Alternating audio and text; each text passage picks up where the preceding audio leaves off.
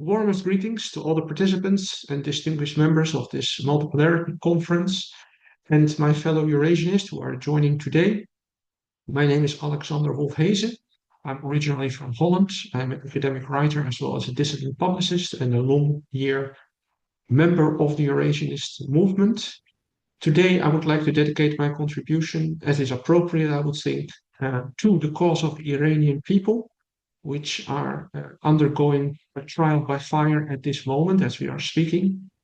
Our multipolarity conference this year cannot escape the theme of the Iranian struggle, which for me has also a personal part because myself I've spent long years in Iran, and my wife is from there, and of course I also share the Shiite religion, which is of course represented in many ways by the Iranian government.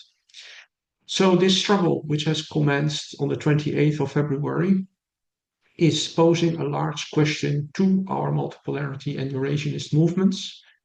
And I think here the term polarization is important to keep in mind, because multipolarity, of course, also implies the negative and positive charges which distinguish poles from each other.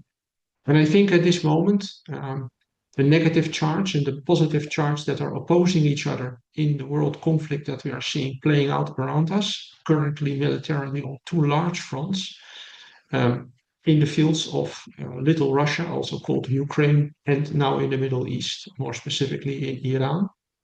This large struggle is polarizing not only the regions, but I would say arguably the whole world, forcing people and nations to take a stand on either side. In a larger sense, of course, the multipolarity movement stands for the sovereignty and identity of all authentic nations. And on the other hand, we are confronted with a transhumanist and a transnationalist power elite that is no longer part of any rooted identity and which does not respect any sovereignty except on a world level. Of course, there is an eschatological dimension that is growing as well to this polarization process, which has aptly already been predicted in a certain sense by the leading light of the Eurasianist movement, Professor Dugin, who has, of course, used the term the last world war of the world island, which is ongoing and escalating. I'd like to remind our audience in this respect of the wise words of the German legal scholar Carl Schmitt, who has said that the enemy divides us. So as polar oppositions deepen, as conflicts widen, as gaps occur, the enemy defines us and we define the enemy. I would like to point to a few aspects of the conflict in Iran that are relevant to the kind of division that we are seeing, the eschatological dimension of this division. And I would use three terms that are applicable already for a long time probably, but are just coming out and are now currently being recognized by many people, even in the public at large, throughout most of the world.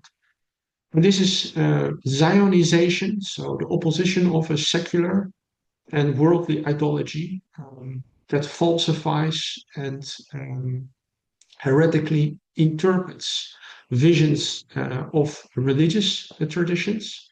This is a neo-Zion project, occupies people's minds, functions in a certain sense as a cognitive weapon because it deprives people of authentic reference points, replacing them with worldly power points.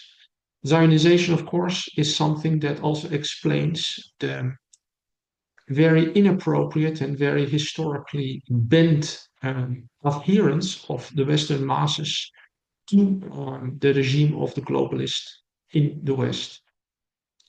The second aspect would be Israelization, which is, of course, the techno-totalitarian implementation of globalist rules, a techno-globalist rule. Israelization means technological control and also the necropolitical implication applied through technological supremacy.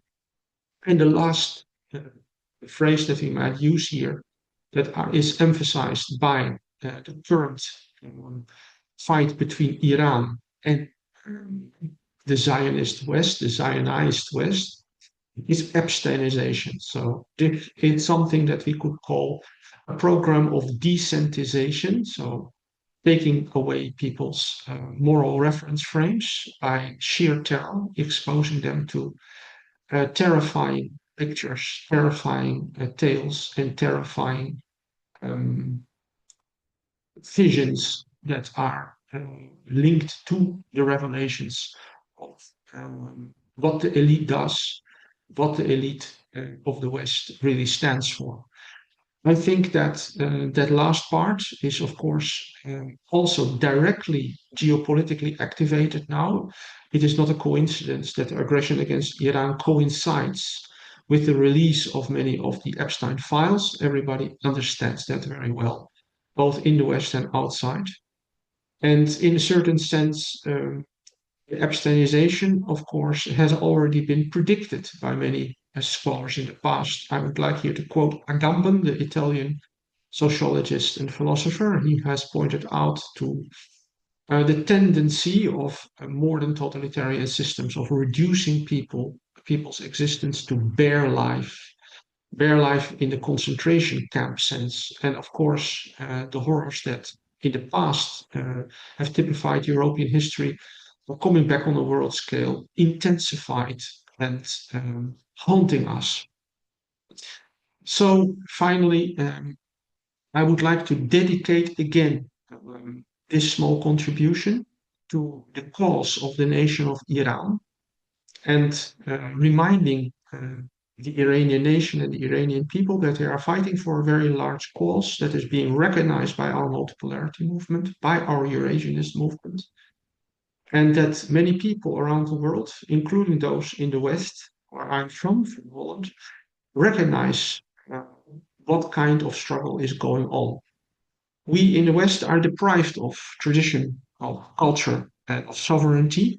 We are colonized peoples, and many of us recognize that Iran is further advanced on the path to liberation. Nevertheless, this is a struggle of liberation that is fought out on a world scale right now.